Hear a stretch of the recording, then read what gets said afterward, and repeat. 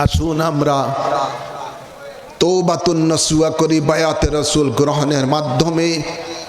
যে বায়াতে রাসূল গ্রহণ করলে আমাদের জীবনের গুনাহ মাফ হয়ে যাবে, আল্লাহ আমাদের উপরে খুশি হয়ে যাবেন, আল্লাহর হেফাজতে রহমতে থাকবো, 100 শহীদের সওয়াব পাবো। সুবহানাল্লাহ বলেন। বায়াতে রাসূল গ্রহণের করার উদ্দেশ্যে প্রত্যেকে ডাইন হাত উঁচু করে বাড়িয়ে দেন। আমি যা বলি আমার সাথে সাথে বলবেন। বলুন বিসমিল্লাহির রহমানির রহিম। আমি ঈমান আনিলাম আল্লাহ ও রাসূলের উপর,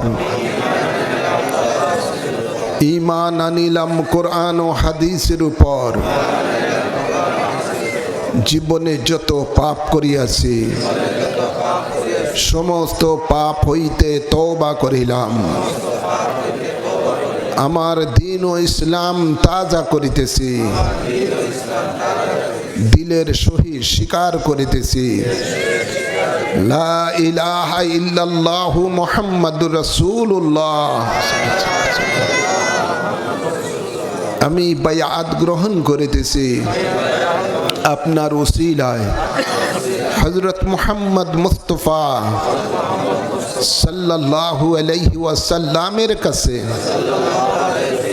ইসলামের 5টি স্তম্ভের উপরে কলেমায়ে শাহাদাত, নামাজ, রোজা, যাকাত, হজ আমি সাক্ষী দিতেছি আল্লাহ এক আছেন, আল্লাহ ছাড়া কোনো মাবুদ নাই।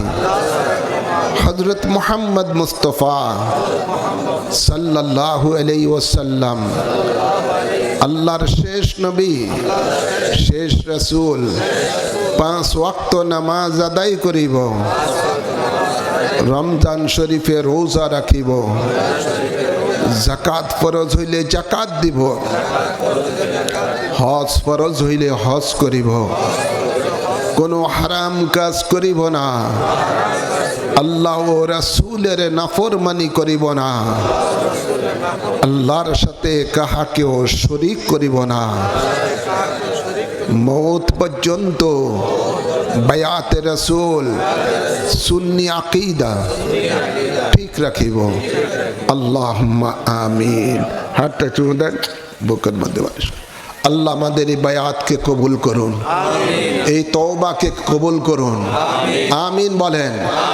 এই তওবার মাধ্যমে, বায়াতের মাধ্যমে যা যা ওয়াদা করেছি আল্লাহ সে ওয়াদাগুলো রক্ষা করার তৌফিক দান করুন। এবার আসুন